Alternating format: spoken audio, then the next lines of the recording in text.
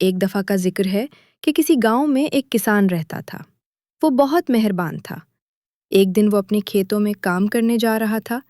खेतों के रास्ते में एक कुआं पड़ता था। वो बहुत पुराना कुआं था। एक दिन उसने कुएं से किसी की आवाज़ सुनी। कोई मदद के लिए पुकार रहा था। ये आवाज़ किसी औरत की थी। ये कुआं एक जादूगर के कब्जे में था। किसान ने सोचा कि शायद जादूगर औरत का रूप बदलकर मुझे फंसाने की कोशिश कर रहा है।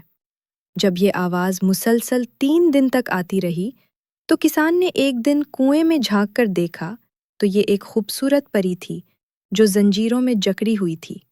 उस परी ने किसान से कहा कि तुम मेरी मदद करो, और जब तक मैं उन जंजीरों में जकड़ी रहूंगे तब तक मेरा कोई जादू नहीं चल सकता।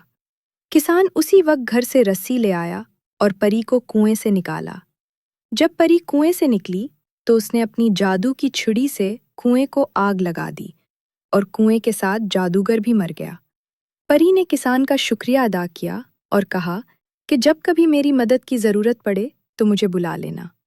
परी ने किसान को एक अंगूठी दी और कहा कि जब तुम मुझे बुलाना चाहो तो ये अंगूठी अपने हाथ में पहन लेना, मैं फौरन वहां आ जाऊंगी।